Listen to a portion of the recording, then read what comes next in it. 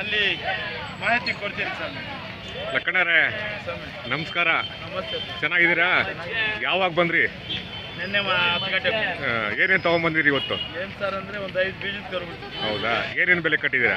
ಏನು ಸರ್ ಅಂತಂದರೆ ಒಂದು 80, ಒಂದು ಜೊತೆ 1.5, ಒಂದು 76, ಇದು ಒಂದು 65 ಆ ಮಾದರಿ. ಆದರೆ 76ರಿಂದ 80, 76ರಿಂದ ಕೆಳಗಡೆ. 5 ಜೊತೆ, 5 ಜೋಡಿ. 5 ಜೋಡಿ ಅಲ್ಲ ಸರ್, ಬಿಡಿ. ಸಿಂಗಲ್. ಹೌದು ಸರ್. ಆಮೇಲೆ ಈ ಜಾತ್ರೆಗೆ ಬರ್ತಾ ಇರ್ತೀರಾ? ಸರ್, ಈ ಜಾತ್ರೆ ಘಾಟಿ ಸುಬ್ರಹ್ಮಣ್ಯ ಜಾತ್ರೆಗೆ ಬರ್ತಾ ಇರ್ತಾರ? ನಾನು ನನ್ನ ಸಾಮರ್ಥ್ಯ ಇರೋರು ಓಡಾಡೋಣ ಅಂತ. ಸರಿ. ನಾವೆಲ್ಲ ಆ ಕಡೆ ಕಟ್ತಾ ಇದ್ವಿ.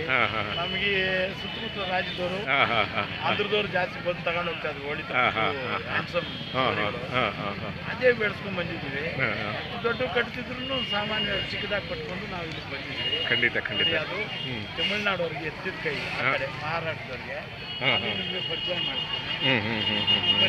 ಇರ್ಲಿ.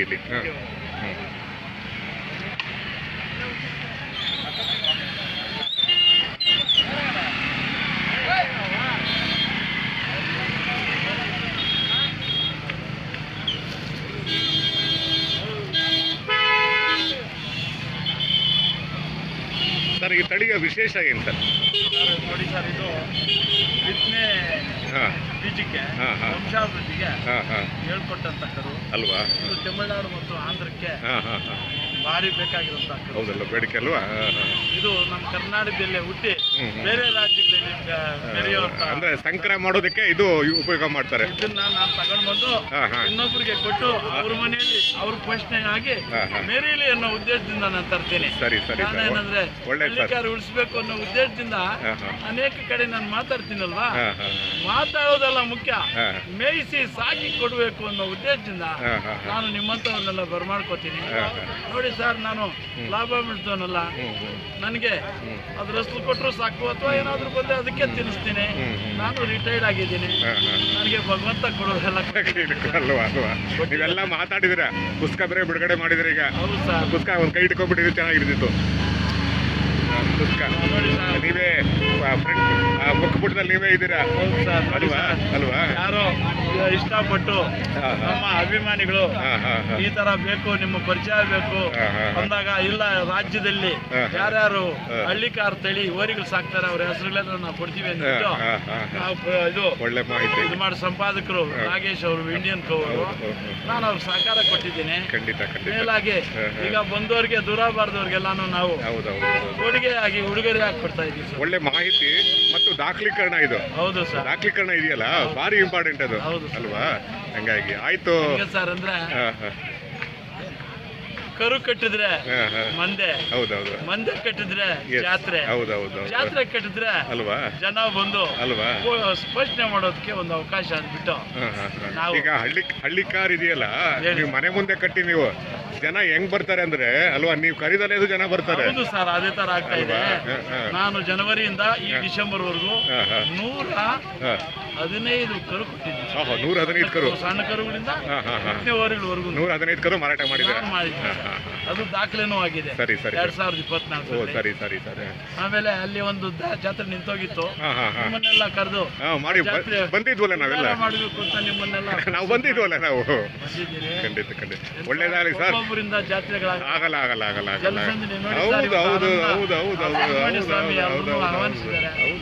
ಇಲ್ಲಿ ಸರಿಗ ಸಂತೆ ಅನ್ನೋದು ಕೂಡು ಕುಟುಂಬ, ಜನಗಳ ಕೂಡು ಕುಟುಂಬ, ದನಗಳ ಕೂಡು ಕುಟುಂಬ, ಇವೆಲ್ಲ ಸೇರಿದ ಸಂತೆ ಆಗೋದು. ಸಂತೆ ಒಬ್ರ ಕಡೆಯಿಂದ ಆಗಲ್ಲ ಅಲ್ವಾ?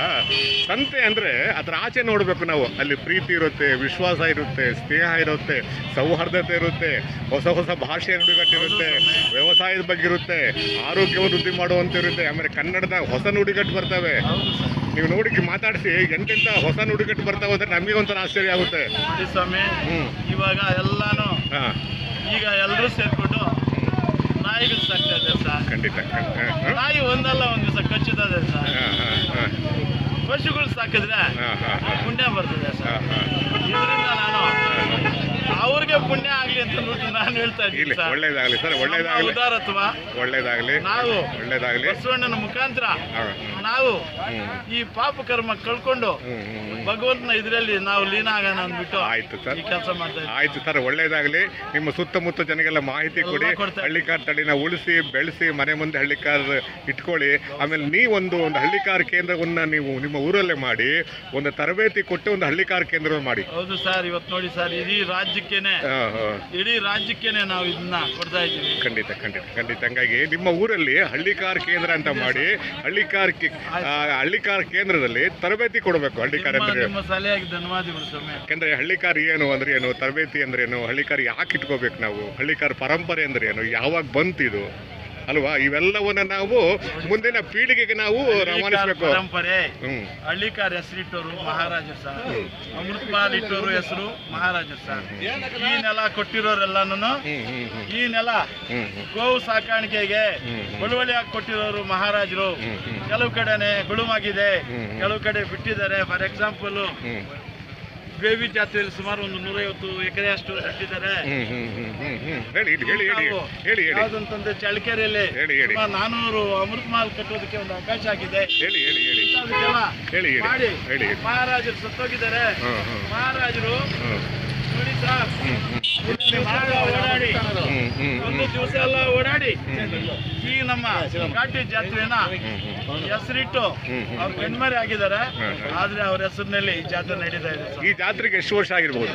ಮ್ಯಾಕ್ಸಿಮಮ್ ಒಂದು 200 ವರ್ಷ ಆಗಿದೆ. 200 ವರ್ಷ ಮಹಾರಾಜರ ಕಾಲದಲ್ಲೇ ಅವ್ರು ನಡ್ಕೊಂಡು ಸುತ್ತಾಡಿದ್ರಂತೆ. ಒಂದ್ ದಿವಸ ಅಲ್ಲ, 200 ವರ್ಷ. 200 ವರ್ಷ. ಒಳ್ಳೆ ಮಾಹಿತಿ, ಒಳ್ಳೆ ಮಾಹಿತಿ, ಒಳ್ಳೆ ಮಾಹಿತಿ. ನಾನು ನೋಡಿದಂಗೆ 106 ವ್ಯವಹಾರ ಆಯ್ತು. 106 ರೂಪಾಯಿಗಳ ವ್ಯವಹಾರ. ಸರಿ ಸರಿ ಸರಿ. ಈಗ ಲಕ್ಷಾಂತರ ರೂಪಾಯಿ ವ್ಯವಹಾರ ಆಯ್ತು. ಅಷ್ಟು ಕಾಯ್ಬೇಕಂದ್ರೆ ಮಹಾರಾಜರೇ ಕಾರಣರು. ಆ ಪರಂಪರೆ ಉಳಿಯೋದಕ್ಕೆ ಅವರೇ ಕಾರಣರು. ರೈತರು ಅವರು ಕಾಣ್ರೆ, ರೈತರು ಅವ್ರು. ಯಾಕಂದ್ರೆ ರೈತರು ಬರ್ಬೇಕಲ್ಲ ಇಲ್ಲಿಗೆ, ರೈತರು ಬರ್ಬೇಕು, ಜನರು ಬರ್ಬೇಕು, ವ್ಯಾಪಾರಸ್ಥರು ಬರ್ಬೇಕು, ಖರೀದರು ಬರ್ಬೇಕು, ಎಲ್ಲರೂ ಬಂದ್ರೇನೆ ಒಂದ್ ಸಂತೆ.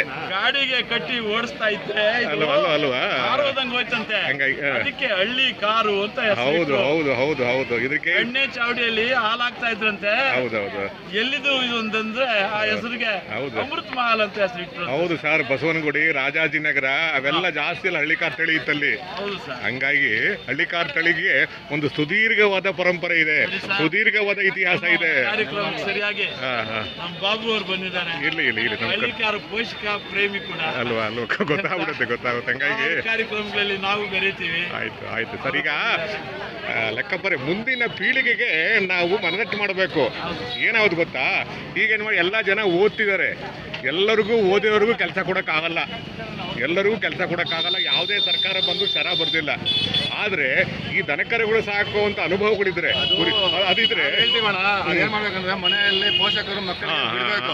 ಇವಾಗ ಏನ್ ಮಾಡ್ತಾರೆ ಪೋಷಕರು, ನೀನ್ ಬೆಳಗ್ಗೆ ನಿದ್ದೆ ಆಗಿದ ತಕ್ಷಣ ಟ್ಯೂಷನ್, ಮನೆ ತಕ್ಷಣ ಮತ್ತೆ ಟ್ಯೂಷನ್, ಎಲ್ಲಿ ಅವ್ರು ದನ ಮೇಸೋದು. ಕರೆಕ್ಟ್. ಹಂಗಾಗಿ ಅದರಿಂದ ಯಾರು ಅದು ಮನದಟ್ಟು ಮಾಡ್ಬೇಕು. ನೋಡಪ್ಪ, ನನ್ನ ಮಗ ಇದ್ದಾನೆ, ನನ್ನ ಮಗ ಅವ್ರಿಗೆ ಹೇಳ್ತಾರೆ ನನ್ನ ಮಗ ಬಗ್ಗೆ.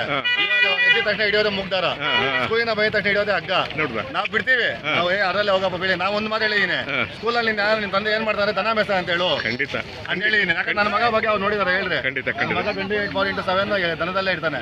ಆತರ ಬಿಟ್ಟಾಗ ಮಕ್ಕಳಿಗೆ ಆ ವಿದ್ಯೆ ಬರ್ತದೆ. ನಾವ್ ಯಾವಾಗ ಬಿಡಲ್ವಾ ಅವಾಗ ಎಲ್ಲಿ ಬರ್ತದೆ ವಿದ್ಯೆ. ಖಂಡಿತ ಸರ್, ಒಳ್ಳೆ ಮಾತು ಸರ್. ನಿಜವಾದ ರೈತನು ಮನೆ ಹತ್ರ ಬಂದ ತಕ್ಷಣನೇ ಏನಪ್ಪ ಎತ್ತಿಗೆ ನೀರಿಟ್ಟಿಯಾ ಹೇಳ್ಬೇಕು.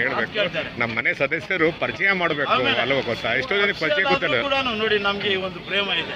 ಕೆಲವರು ಅಫಿಷಿಯಲ್ಸ್ ಏನಪ್ಪ ನಾಯಿಗೆ ಹಾಲಿಟ್ಟ ಏನಾದ್ರು ತಂದಾಗ್ತೀನಪ್ಪ, ಯಾವ ಶಾಪ್ಗೆ ಹೋಗಿದ್ದೆ. ನಾವು ಚಿಂತಾಮಣಿಯಲ್ಲಿ ಕೆಂಪೇಗೌಡ ಜಯಂತಿ ಮಾಡಿದ್ರು. ಕೆಂಪೇಗೌಡ ಜಯಂತಿಯಲ್ಲಿ ಸಾರ್ಗೋ ಊರಿಗೆ ಮಾಡಿದ್ರು. ಒಂದು 10 ಜೊತೆ ಮೆರವಣಿಗೆ ಮಾಡಿದ್ರೆ ನಮ್ಮ ಮಗ ಇದ್ದ, ಸ್ಕೂಲ್ ಹೋಗಿಲ್ಲ. ಯಾವ ತರ ಮೇಂಟೈನ್ ಮಾಡ್ದ ಜಾತ್ರೆಯಲ್ಲಿ ಹತ್ತಿ ಹುಟ್ಟಿದರೆ ಕನ್ನಡ ಹುಟ್ಟಬೇಕು ಅನ್ನೋ ಸ್ಟೈಲ್ ನಲ್ಲಿ ಹೊಡಿತಾ ಇದ್ದಾರೆ. ಬಂಡಿ ಹೊಡಿತಾನೆ. ಹೌದಲ್ಲ, ಇರ್ಲಿ ಸರ್, ಒಳ್ಳೇದಾಗ್ಲಿ. ಹಳ್ಳಿಕಾರ್ ತಳಿನ ಉಳಿಸಿ ಬೆಳೆಸಿ ಜಾಗೃತಿ ಮಾಡಿ ಸುತ್ತಮುತ್ತ ಜನಗಳಿಗೆಲ್ಲ ಒಂದು ಹಳ್ಳಿಕಾರ್ ಕೇಂದ್ರವನ್ನು ಪ್ರಾರಂಭ ಮಾಡಿ ಹಳ್ಳಿಕಾರ್ ಬಗ್ಗೆ ಒಂದು ತರಬೇತಿ ಕೊಡಬೇಕು ಅಲ್ವಾ? ಆಮೇಲೆ ಹಳ್ಳಿಕಾರ್ ತರಬೇತಿ ಬಗ್ಗೆ, ಹಳ್ಳಿಕಾರ್ ಬಗ್ಗೆ ಒಂದು PhD ಮಾಡ್ಬೋದು. ಹಳ್ಳಿಕಾರ್ ಬಗ್ಗೆ ಒಂದು PhD ಮಾಡ್ಬೋದು ಅಂತ ವಸ್ತು ಇದೆ ಇಲ್ಲಿ ನಿಮ್ಮ ಹತ್ರ. ಕೋಟ್ಯಾನುಗಟ್ಟಲೆ ದುಡ್ಡು ಇರ್ಲಿ, ಕಾಸು ಇರ್ಲಿ, ಬಂಗಾರ ಇರ್ಲಿ, ಏನೇ ಇರ್ಲಿ, ಮನೆ ಮುಂದೆ 101 ಕಾರ್ ಇರ್ಲಿ, ನಿಮ್ಮನ್ನ ಯಾರು ಗುಡ್ಸಲ್ಲ. ಖಂಡಿತ ನೀವು ಕರೆಕ್ಟ್ ಆಗಿ ಮನೆ ಮುಂದೆ ಒಳ್ಳೆ ನನ್ನ ಹೆಸರು ಚಿಂತಾಮಣಿ ಬಾಬು ಅಂತ, ನಾನು ಯಾರಿಗೂ ಗೊತ್ತಿಲ್ಲ, ಇವರು ಕೂಡ ನನ್ನ ಪರಿಚಯ ಇಲ್ಲ. ಆದ್ರೆ ಇವತ್ತು ನಿನ್ ಕರ್ನಾಟಕ ಎಲ್ಲ ನಾವು ಕೇಳಿದ್ರೆ ಒಂದು 50 ರಿಂದ 60 ಭಾಗ ಜನ ಹೇಳ್ತಾರೆ ಪರವಾಗಿಲ್ಲಪ್ಪ ಒಳ್ಳೆ ಓರಿ ಕಟ್ತಾರೆ ಅಂತ. ಏನಿಂದ ಹೆಸರು ಮಾಡಿ ಅಂದ್ರೆ ಈ ಓರಿಯಿಂದ. ಹೌದು ಸರ್, ಈಗ ಹಳ್ಳಿಕಾರ್ ಹೋರಿಗಳನ್ನ ಮನೆ ಮುಂದೆ ಕಟ್ಕೊಂಡ್ರೆ ನೀವು ಹೇಳ್ದಲ್ಲೇದು ಜನ ಬರ್ತಾರೆ, ನಾವು ಹೇಳ್ದೆ ಹುಡ್ಕೊಂಡ್ ಬರ್ತೀರಿ. ಇವಾಗ ನಾವು ನಮ್ಮ ರಾಜ್ಯದಲ್ಲಿ ಹಳ್ಳಿಕಾರ್ ಕರುಗಳನ್ನ ಸಾಕೋದಕ್ಕೆ ನಾನು ಕೂಡ ಆಗ್ಲಿ ಸರ್ ಅವರ ಅಪೇಕ್ಷೆ ಮೇರೆಗೆ ಆಯ್ತು ವಂಶಾಭಿವೃದ್ಧಿ ಮಾಡೋದಕ್ಕೆ ನಾನು ಬಿತ್ನೆವರೆಗೆ ಕಟ್ಟಿ ಮಾಡಿ ನಿಮ್ಮ ಅನುಭವ ಜ್ಞಾನವನ್ನ ಬೇರೆಯವ್ರಿಗೆ ಹಂಚಿ. ಹೌದು ಸರ್. ಹೆಂಗ್ ಗೊತ್ತಾ ಸರ್, ನೀವು ಮನೆಯಲ್ಲಿ 5 ಸೀಮೆಸ ಕಟ್ಟಿರ್ತೀರಾ, ನಿಮ್ದು ಅದು ಯಾಕಂದ್ರೆ ನಿಮ್ ಬಿಸ್ನೆಸ್ ಫೀಲ್ಡ್ ನಿಮ್ಗೆ ಇರಲೇಬೇಕು.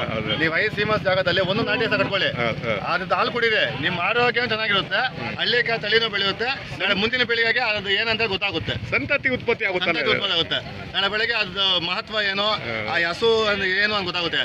ಈ ತರ ಮಾಡ್ಕೊಂಡು ಹೋದ್ರೆ ಇನ್ನು ಮುಂದಿನ ಒಂದು 20 ರಿಂದ 30 ವರ್ಷ ಒಳಗಡೆ ಹಸುನೇ ಇರೋದಿಲ್ಲ. ಹೇಳ್ಬೇಕು ಖಂಡಿತ. ಈಗ ನಾವು ಗಾಡಿ ತೋರಿಸ್ತಾ ಇರ್ತೀವಿ, ಈಗ ನೋಡಿ ಗಾಡಿ ಒಂದ್ ಕಾಲದಲ್ಲಿ ಹಿಂಗಿತ್ತು, ಕಡಾಣಿ ಹಿಂಗಿತ್ತು, ನೊಗ ಹಿಂಗಿತ್ತು, ಈಗಂತೇಳಿ ಅಲ್ವಾ. ಬಟ್ ಈ ಪೀಳಿಗೆಗೆ ಇವೆಲ್ಲ ಮುಂದಕ್ಕೆ ಆತರ ಆಗ್ಬಾರ್ದು. ಮುಂದಿನ ಪೀಳಿಗೆ ಜೋಪಾನಾಗಿ ಇಟ್ಕೊಬೇಕು. ನೋಡಿ ಸರ್, ವಂಶಾಭಿವೃದ್ಧಿಗೆ ಇರ್ಲಿ. ಹೌದು, ನಾನು ರೆಡಿ ಇದ್ದೀನಿ ಅಂದ್ಬಿಟ್ಟು ನಾನು ನೋಡಿ ಮುಂದೆ ಬರ್ತಾ ಇದ್ದೆ ಸ್ವಾಮಿ. ಮತ್ತೆ ಮಾತಾಡಿ ಬಂದೇವೆ.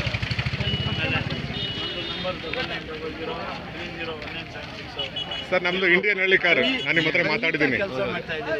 ಇಂಡಿಯನ್ ಹಳ್ಳಿಕಾರ್ ಚಿಂತಾಮಣಿ ಬಾಬು ನಾನೇ ಮಾತಾಡಿರೋದು.